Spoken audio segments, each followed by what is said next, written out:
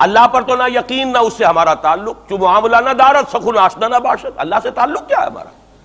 اللہ سے کون سی دوستی ہے؟ اللہ کیوں ساتھ دے ہمارا؟ ہم تو مجرم ہیں نمبر 1 اس کے، اور باقی دنیا میں جن پر سہارا تھا، جن پہ تکیہ تھا، وہی پتے ہوا دینے لگے۔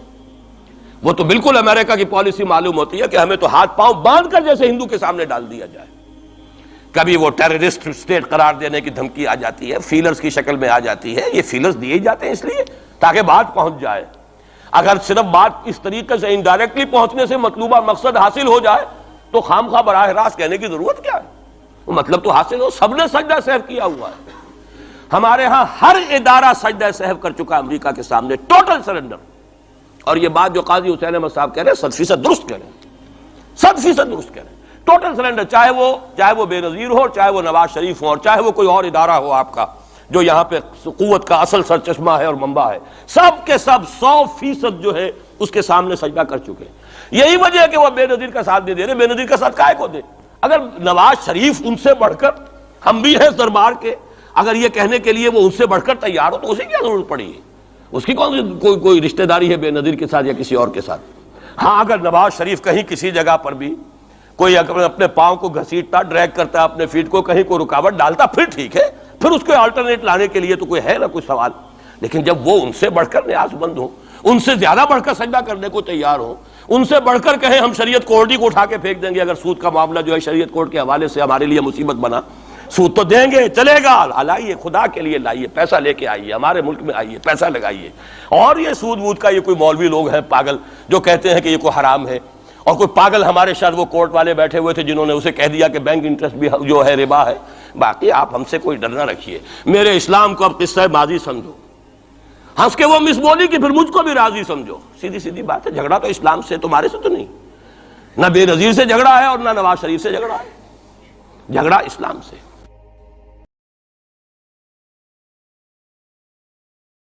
آپ نے اپنی تقریر میں اکثر و بیشتر جماعت اسلامی کو ہدف تنقید بناتے ہیں، جبکہ جو کہ صحیح بھی ہوتی ہے، لیکن سوال یہ پیدا ہوتا ہے کہ آپ بھی ان لوگوں میں شامل ہیں جنہوں نے بنیادی تربیت جماعت اسلامی سے حاصل کی۔ پوچھنا یہ چاہتا ہوں کہ کیا آپ کے نزدیک انتخابی سیاست میں حصہ لینا حرام ہے؟ کیا آپ سمجھتے ہیں کہ سیاسی میدان پوری طرح سے فاسق و فاجر لوگوں کے لیے چھوڑ دیا جائے اور اسمبلیوں میں کوئی روک ٹوک کرنے والا نہ ہو؟ کیا حکومت کرنا حرام ہے یا جائز راستے سے حکومت کی طلب کرنا حرام ہے؟ مکمل اقامت دین حکومت کے بغیر کس طرح ممکن ہے؟ کیا اقامت دین کی جد و جہد کرنا مسلمان پر فرض نہیں ہے؟ کیا ہمارے حکمران ہمیشہ فاجر و فاسق رہیں اور ہم صرف احتجاجی سیاست کر کے ان سے کچھ مطالبات منواتے رہیں؟ کیا ایک ظالم حکمران نظام عدل نافذ کر سکتا ہے؟ ظالم کا مطلب قرآن کی روح سے آپ سے بہتر کون جانتا ہوگا؟ اللہ تعالیٰ نے تو انسانوں کو اپنا نائب بنا کر زمین پر بھیجا ہے، اور ہمارا اصل کام ہی اقامت دین کی جد و جہد ہونا چاہیے۔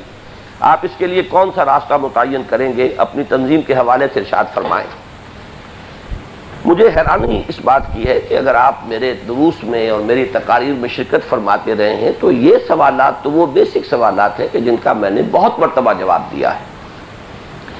پہلی بات تو یہ ہے کہ میں نے الیکشن میں حصہ لینے کو کبھی حرام نہیں کہا۔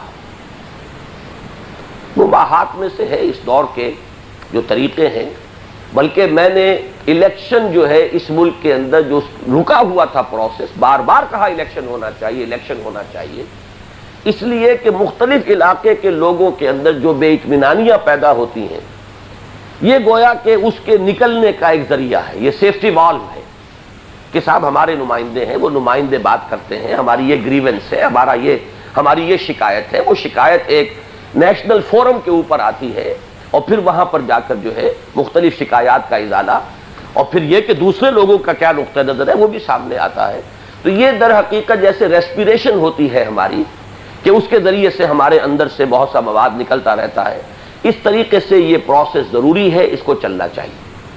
البتہ اقامت دین کی جد و جہد کے لیے یہ راستہ موقوف نہیں ہے، یہ ہے میرا موقف۔ اقامت دین کی جد و جہد فرض ہونا یہ تو ایک ایسی بات ہے کہ جس کو شاید جس قدر شد و مد کے ساتھ میں کہتا ہوں، شاید اب جماعت اسلامی بھی اس شد و مد کے ساتھ اس بات کا تذکرہ نہیں کرتی، اگرچہ میں یہ جانتا ہوں کہ یہ فکر اس کا بنیادی ہے کہ اقامت دین کی جد و جہد کرنا مسلمان پر فرض ہے، دین قائم کر دینا فرض نہیں ہے، جد و جہد کرنا فرض ہے۔ قائم کر دینا جو ہے وہ تو اگر بہت سے رسول چلے گئے دنیا سے بغیر قائم کیے ہوئے تو وہ اگر گویا کہ اگر فرض ہوتا تو گویا کہ وہ کوتاہی کی انہوں نے، فرض وہ پورا نہیں کر سکے۔ قائم کر دینا فرض نہیں ہے، قائم کرنے کی جد و جہد کرنا، اس میں اپنا تن من دھن لگا دینا یہ فرض ہے، یہ بندہ مومن کی ذمہ داری ہے۔ البتہ سوال ہوتا ہے اس کے طریقہ کار کا۔ جماعت اسلامی بھی ایک دور میں الیکشن ہو رہے تھے، اس میں حصہ اس نے نہیں لیا، اس وقت بھی الیکشن حرام نہیں تھا، پاکستان کی تحریک چل رہی تھی، سن 46 کا الیکشن جو ہے فیصلہ کن تھا، لیکن جماعت اسلامی نے حصہ نہیں لیا اس میں، تو کیا وہ اس وقت اقامت دین کا کام نہیں کر رہی تھی؟ سوال تو پروسیس کا ہے کہ کس وقت کیا کام کرنے کا ہے۔